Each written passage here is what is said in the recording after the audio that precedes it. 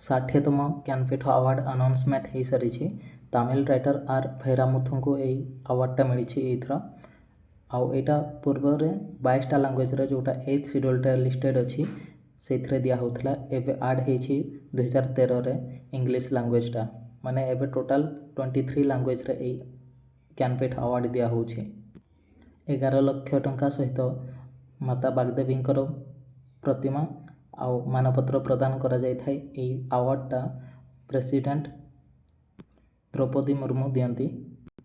ଜ୍ଞାନପୀଠ ଆୱାର୍ଡ଼ର ଆରମ୍ଭ 1961ରେ ହେଇଥିଲା, କିନ୍ତୁ ପ୍ରଥମ ଜ୍ଞାନପୀଠ ଆୱାର୍ଡ଼ ୱିନର ଥିଲେ ଜି ଶଙ୍କର କୁରୁପ, ଯିଏ ଜଣେ ମାଲାୟାଲୀ ରାଇଟର ଥିଲେ ଆଉ ତାଙ୍କୁ 1965ରେ ମିଳିଥିଲା।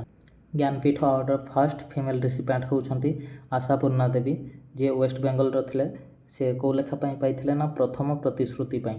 ଆଉ ରିସେଣ୍ଟଲି 59 ରିସିପିଏଣ୍ଟ ଥିଲେ ବିନୋଦ କୁମାର ଶୁକ୍ଳା, ଯାହାଙ୍କର ଏଇ ଆନାଉନ୍ସ ହେବା ଆଗରୁ ହିଁ ଡେଥ୍ ହେଇଯାଇଥିଲା। ଆଉ ସିଏ ହେଉଛନ୍ତି ଛତିଶଗଡ଼ର ଫାର୍ଷ୍ଟ ରାଇଟର ଯିଏକି ପାଇଥିଲେ ଜ୍ଞାନପୀଠ ଆୱାର୍ଡ଼। ତାଙ୍କର ଫେମସ୍ ଲେଖା ହେଉଛି ନକରୁ କି କମିଜ। ଆଉ ଆମେ ଯଦି ଦେଖିବା ଓଡ଼ିଶାର କେତେ ଜଣ ପାଇଛନ୍ତି ନା 4 ଜଣ। ଗୋପୀନାଥ ମହାନ୍ତି ମାଟିମଟାଳ ପାଇଁ, ସଚ୍ଚିଦାନନ୍ଦ ରାଉତରାୟ ବାଜିରାଉତ ପାଇଁ, ସୀତାକାନ୍ତ ମହାପାତ୍ର ଆଉ ପ୍ରତିଭାରେ ତାଙ୍କ ଜୀବନବ୍ୟାପୀ ସାହିତ୍ୟିକ କୃତି ପାଇଁ ମିଳିଥିଲା। ଆଉ ଗୋଟେ ଇମ୍ପୋର୍ଟାଣ୍ଟ ପଏଣ୍ଟ, 2018ରେ ଯେଉଁଟା ଇଂଲିଶ ଲାଙ୍ଗୁଏଜ ପାଇଁ ଦିଆହେଇଥିଲା 54ତମ ଜ୍ଞାନପୀଠ ଆୱାର୍ଡ଼, ଏଇଟା ଅମିତାଭ ଘୋଷଙ୍କୁ ମିଳିଥିଲା।